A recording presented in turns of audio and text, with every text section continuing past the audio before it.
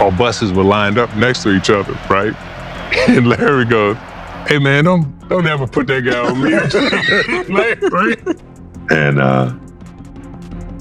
he says, "Man, that's an insult. What you guys just did to me." Like, what you mean? That's an insult. He says, "You guys put a white boy on me." Bird as the biggest shit talker back in the 80s. Right. But we had Worthy on our show. We had AC on the show. And we had Coop on the show. Uh-huh. They said it's the Three Musketeers. It was the Three Musketeers that started all of that back in the 80s. So let me tell you what has happened. Larry Bird's trash talk was on another level, combining confidence, timing, and psychological pressure in a way few players have ever matched.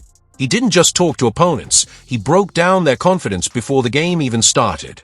Bird could walk past a bench, glance at a jersey number, and deliver a prediction so precise that players questioned themselves before the opening tip.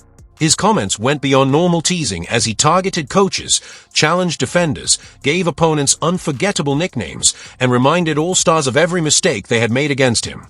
The calm Indiana accent only made his words hit harder, turning simple sentences into legendary moments. Long before social media made trash talk a global phenomenon, Bird's sharp comments were already basketball folklore shared across locker rooms. From rookie warnings to famous bench-side battles, these stories prove that Larry Bird's mind games were just as powerful as his jump shot, making the hick from French Lick one of the greatest trash talkers in NBA history. Some players save their trash talk for the court, while others bring it into practice. But Larry Bird took it to a completely different level.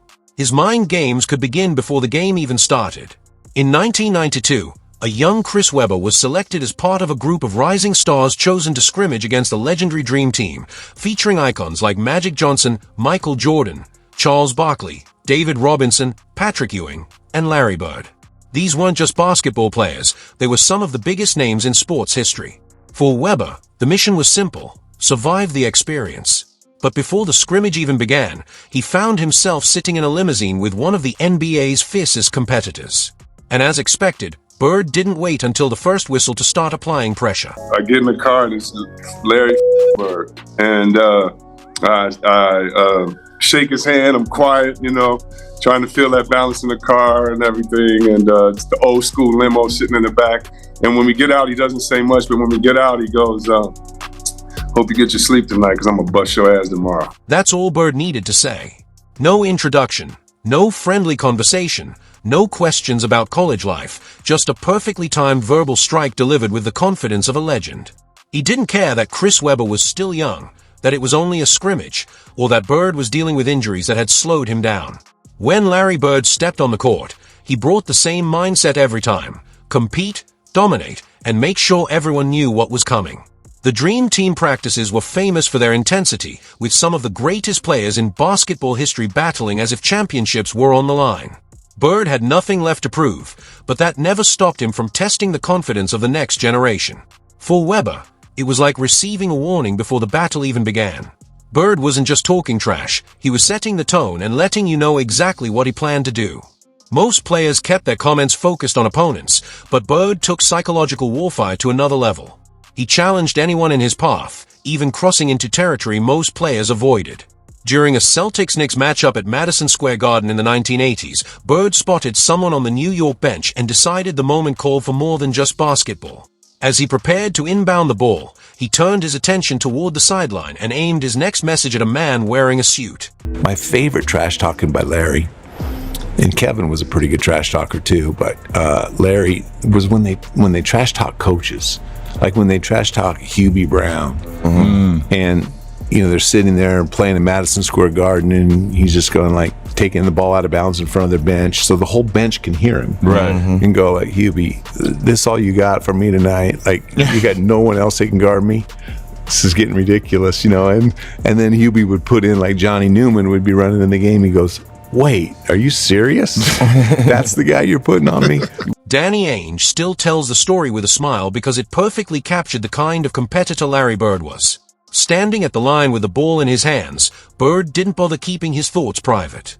He made sure the entire Knicks bench could hear him, including the player preparing to check into the game and the coach making the substitution decision. The amazing part was that Bird wasn't reacting to the matchup, he was already criticizing it before the defender even stepped onto the court. Imagine getting ready for your biggest assignment and hearing the player you're supposed to guard basically tell everyone you have no chance before the first possession. That was Larry Bird's version of psychological warfare. He wasn't just trying to score points, he was trying to send a message. Every shot became a statement, every basket became proof, and every possession felt like a challenge directed at the entire opposing team. For Bird, trash talk wasn't just entertainment, it was a mental battle. Whether it was a coach, a teammate, or an opponent, nobody was safe if Larry felt he wasn't being respected. Isaiah Thomas learned that firsthand during a Celtics-Pistons matchup at the Silverdome. Early in the game, Detroit sent out a defender to challenge Bird, possibly as part of their strategy or simply because of the rotation. But to Larry, it was more than a basketball decision. It was a personal challenge. We walk out on the court, and Benson is guarding Larry, right? And Larry looks at me and he was calling me cheesy. He goes, cheesy, like you putting him on me. you putting him on me? I was like, that's all I got, man. That's all I got right now. And he goes, I'm taking right down to the baseline. I'm shooting right over him. So after the game, our buses were lined up next to each other, right? And Larry goes, hey man, don't ever put that guy on me. Right? This wasn't ordinary trash talk. This was a carefully planned message from Larry Bird. He didn't just criticize the matchup, he predicted exactly what he was going to do and then went out and proved it. No surprises, no excuses, no hiding. Bird basically gave his opponent the answer before the play even started, then executed it perfectly. And after the game, he made sure the moment was remembered. For Bird, a defensive matchup was more than a strategy, it was a statement. If a team sent the wrong defender, he saw it as a sign that they underestimated him. His response was simple: make them regret the decision in the loudest way possible. He would call out the challenge, dominate the matchup, and remind everyone afterward why doubting him was a mistake. That was the difference between normal trash talk and Larry Bird's style. He wasn't just talking while playing, he was narrating his own takeover.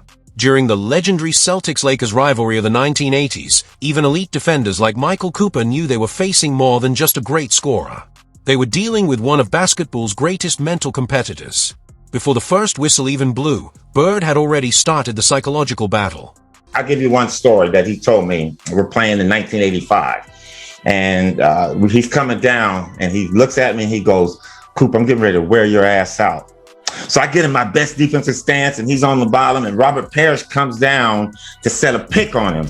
And Larry goes off the pick, and I fight through the pick, and I'm there. And as soon as he catches the ball, he turns and he goes up. And Kareem, knowing that, Kareem steps off of Parrish, so we got him.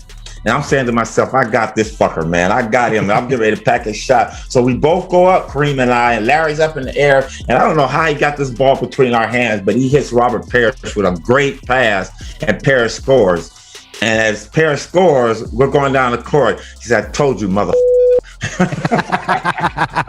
That wasn't just trash talk, it was a challenge. Bird wasn't making a prediction, he was making a statement of intent. Michael Cooper knew he had a difficult assignment, so he locked in, played tough defense, and fought through every screen. Then Kareem Abdul-Jabbar stepped in to help, creating a situation where two all-time greats were focused on stopping one player. It was the kind of defensive effort most players would struggle against. But Larry Bird wasn't most players. While surrounded by pressure and double coverage, he somehow stayed composed, found the opening, and delivered a perfect no-look pass to Robert Parrish for the score. Then he turned back to Cooper with the kind of confidence that made the moment unforgettable. That's what made Bird so dangerous. He didn't need to score every time to take control of a game. He could draw defenders, manipulate the defense, create opportunities, and deliver a pass so precise it felt impossible. Larry Bird didn't just beat opponents with his shooting, he defeated them with his mind, his confidence, and his ability to control every moment on the court. Cooper and Kareem did everything right, yet they still ended up on the wrong side of a Larry Bird highlight. That was the true brilliance of Bird's game. He didn't just compete against defenders, he made them feel every mistake as it happened.